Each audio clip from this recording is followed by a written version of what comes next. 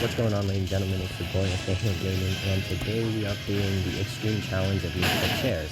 So, yeah, this boss is pretty bad. It has I think 4 different attacks, or 5 different attacks technically, and I'll be showing you how to beat it today. So I did start the clip a little bit like into the boss fight, of course, and also I did skip the first phase because the first phase is a lot easier and, you know, shouldn't be much of a threat if you do have multiple people or if you're by yourself. You know, that phase, I guess I will talk about it a little bit, but it's pretty easy. So the first attack of the first phase is the shooting attack. They'll just shoot a bunch of red circles on the ground. You can dodge with Q if you are on you can dodge with Q if you are on, like, a computer. I'm not sure for mobile controls if they are mobile controls, but just know that if you do push Q, you can dash. And now, he also has a attack where he dashes across the screen. Again, use Q to dodge when to get out of the way. And then he finally has the attack where he comes down to the ground and he spawns a bunch of circles. This is the time where you should rush towards him and hit him with your sword, because the sword is definitely the best weapon for chipping him down, especially on extreme mode where the boss heals whenever you die. So the sword is definitely going to be your main source of, like, redemption if you do die. So if he does die, then you're like, oh, well, I used the sword and I did a bunch of damage to him, so it should be okay. Alright. That's enough about the first boss. Now let's talk about the second boss. So this is actually horrible. So I'll go through the attacks in order one by one as they're displayed currently on screen. So I'll just wait for the next attack to start talking.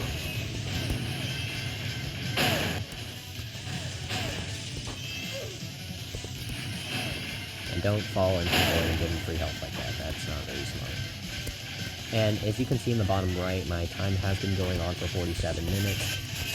This fight does take a while, and I did have 3 people, but 2 people left, unfortunately, so I'm not able to help them with this also. I think more people is better for this, but I'm not sure. Solo could possibly also be better, just because there's less people dying, and yeah. Alright, let's go over all the attacks. So here's one of them. That's the bite attack. He comes down. Yeah, it's very, very easy to dodge, and you can just hit him with your sword when he comes down. When in doubt, use your sword. If you can use your sword when he's on the ground, you will definitely beat this boss faster. Next is this, I call this the Hopes and Dreams attack. Basically, he just shoots a bunch of stars, music notes all over the place. And there's literally, like, no way to dodge any of this, so yeah. What you want to do is instead you want to use your sword and come into the center and attack him with E. If you didn't know, if you push E on your keyboard, oh here, right here. So if you push E on your keyboard, you can unleash a Paint the World, and this basically can hit him. So make sure you do that when you're going up there. Again, this attack is pretty much impossible to dodge, so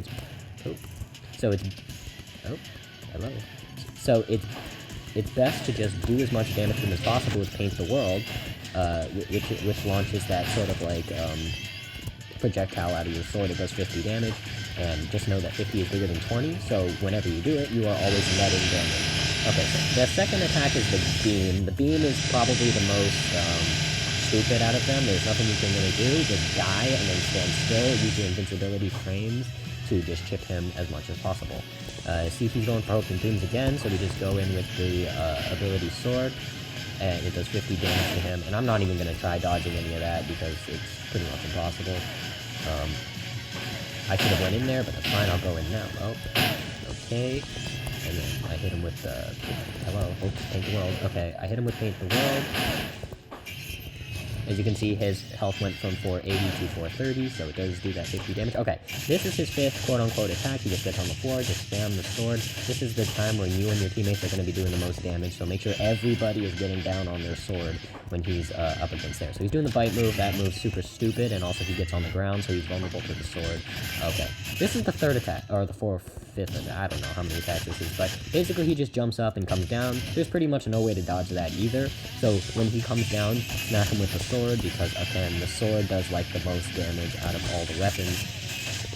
And maybe you can even pull off a Paint the World. He's a little too fast for me to do it, but I will die. Here comes Hopes and Dreams, so we're just going to spam him in the center, die, because basically living is impossible, and do that. So as you can see, throughout this entire fight, I've chipped him down from about like 800 health to what 100 in like a couple minutes. And, like, so in reality, this fight will take you about 30 minutes, not counting the first phase, of course. So yeah, this part of the fight should take 30 to 35 minutes. If you're with teammates, and I don't know if teammates take longer or not. Because here's the thing: if you fight with teammates, you're basically taking a gamble, okay? Because the teammates means that more people die, but that also means you're getting in more damage when he falls on the ground. And also, your teammates need to be confident enough to you know, hit him while he's on the ground. And I've been fighting this. This is my first time fighting it, but when I did fight it on normal mode and you know, my other teammates on expert mode, they kind of just like kept shooting him while he was on the ground. Guys, don't keep shooting him while he's on the ground. You want to run in and deal as much damage with the sword as possible. The sword is the best weapon. As you can see here, he goes, oh shoot.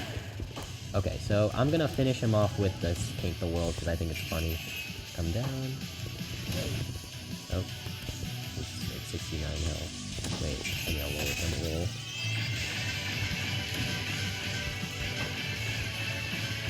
Okay, now he's vulnerable to Paint the World, so I'll just... Boom!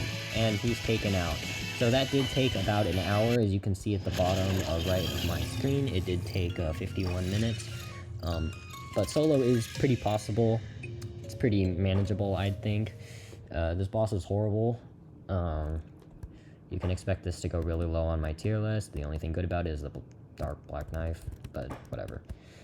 Okay, and that's it for this video, and I'll see you in the next one. Bye-bye.